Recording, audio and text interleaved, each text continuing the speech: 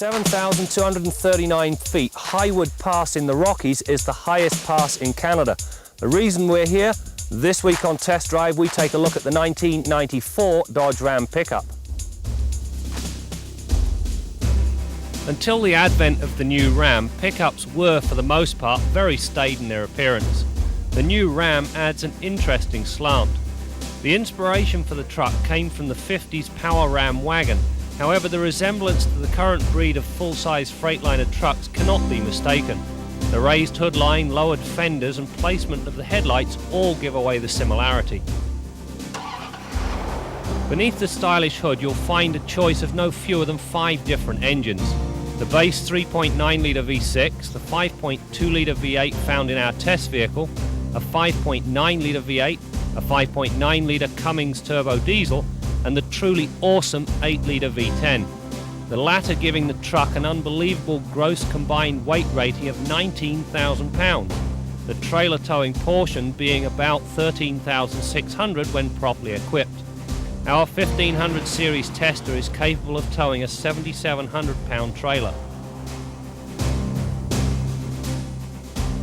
The box layout has been carefully thought through in some aspects, but not in others.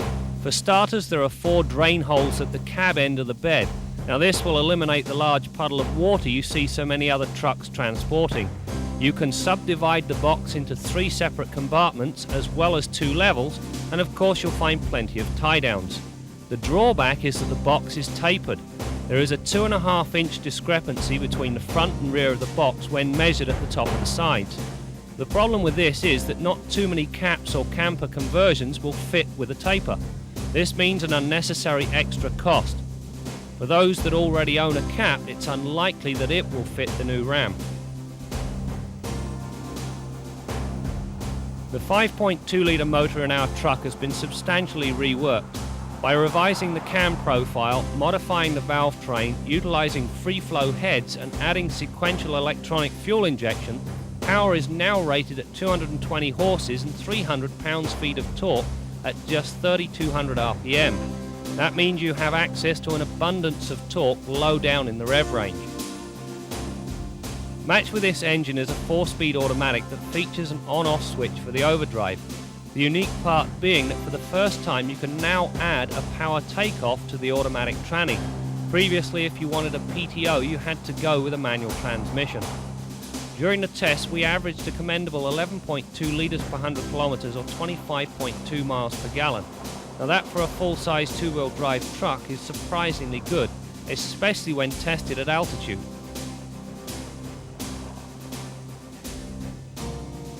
Standard equipment on all of these new Dodge Ram pickups is a driver's side airbag. Now there has been some concern expressed in the past about adding an airbag to a vehicle that could be used for snow ploughing. What would happen if you hit an ice bank? Would the airbag deploy? Well, Chrysler assure me, and they seem fairly confident about the fact, that while ploughing, the airbag is not going to blow up in your face. The suspension is comprised of an independent coil spring setup with anti-roll bar up front and leaf springs in the rear. All shocks are gas charged. The ride is, by any standards, good. In fact, the comfort level offered exceeds that of Chrysler's own Magic Wagon, a vehicle considered to be one of the best in the truck market. When it comes to handling, the Ram is no slouch either. Over a variety of different surfaces, including some limited off-roading, the truck consistently performed above expectation. The need for a kidney belt in this vehicle is non-existent, something you cannot say about many other trucks. The problem most mechanics face when it comes to repairing a pickup truck is getting into the engine compartment. Well, Chrysler have addressed that situation on this Dodge by putting a step here and an anti-slip surface on top of the bumper so you can actually stand on it. The only thing you've got to watch is make sure your mechanic doesn't stick a size 12 boot through the condenser rad. All new Rams come with a front disc rear drum brake system with rear ABS as standard. Our tester features the optional 4-wheel anti-lock system. During the brake test I required 119 feet to stop from 80k, and on some steep downhill runs there was no evidence of any fade. For those that go for the 4x4 version of the truck, you'll be pleased to learn that the ABS system is still functional when you're in four-wheel drive.